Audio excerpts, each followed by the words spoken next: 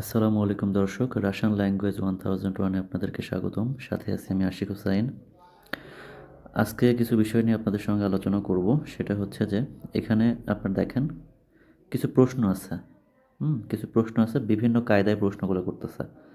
So এটা সম্পর্কে আমরা জানবো যে কেন চেঞ্জগুলো আসতেছে। যেমন দেখা যাক, প্রথম লাইনটা আমরা দেখি যে এতা নভি দোম।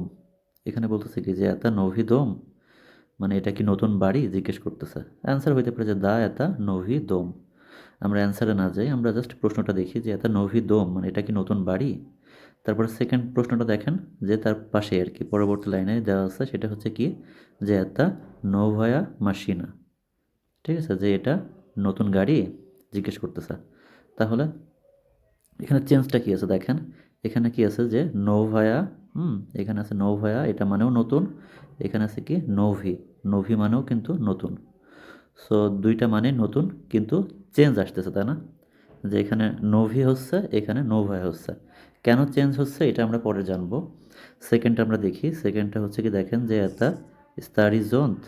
ঠিক আছে, যে এটা কি পুরাতন ছাতা। যে আমরা দেখতে পাচ্ছি কি যে এখানে এই ছাতাটা কিন্তু টুটা ফাটা, তাই না?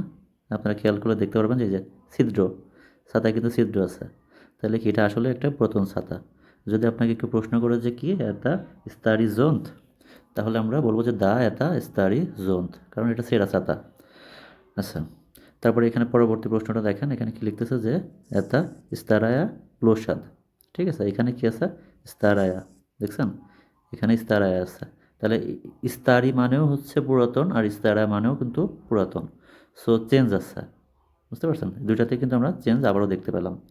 আচ্ছা, পরবর্তী লাইনটা দেখি আমরা, এখানে কি আছে যে এটা কি মালিন কি, এটা মালিন কি টেলিভিজার, মানে এটা কি ছোট টেলিভিশন। এটা প্রশ্ন করতেছে। আচ্ছা, তারপরে কি লিখতেছে যে এটা মালিনকায়া সুমকা, এটা মালিনকায়া সুমকা, যে এটা ছোট ব্যাগ। মানে এরকম না, প্রশ্নমূলক আর কি ইয়ে হবে। কথাটা হবে যেমন এটা মালিনকায়া সুমকা। এটা মালিনকায়া সুমকা, যে এটা কি ছোট ব্যাগ। সো আপনারা অ্যান্সার করবেন যে দা এটা মালিনকা সুমকা ইলি নিয়াত এটা নি মালিনকা সুমকা।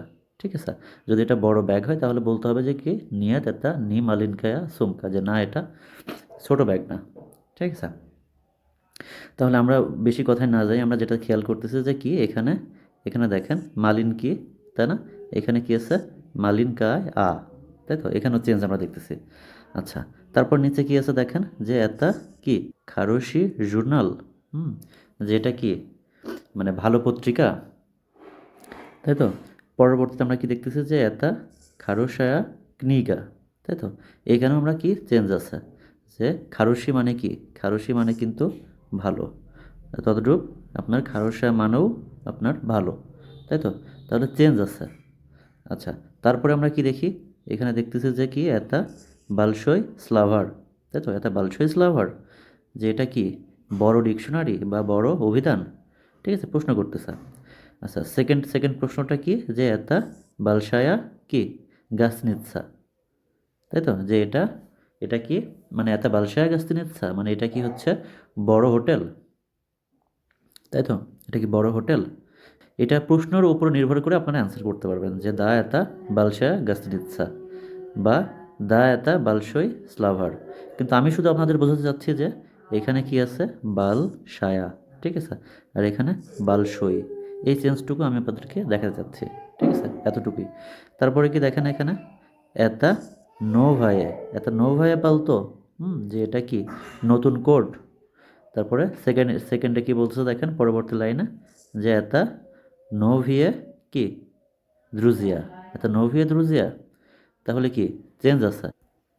তাহলে এখানে আমরা দুইটা জিনিস খেয়াল করতেছি, দেখেন এখানে কি বলতেছে যে এটা, এখানে বলতেছে এই যে খেয়াল করেন যে এখানে এখানে আমরা দুইটা জিনিস খেয়াল করতেছি যে কি এটা নো ভাইয়ে পালতো, এটা নো ভাইয়ে পালতো, যেটা কি নতুন নতুন কোড।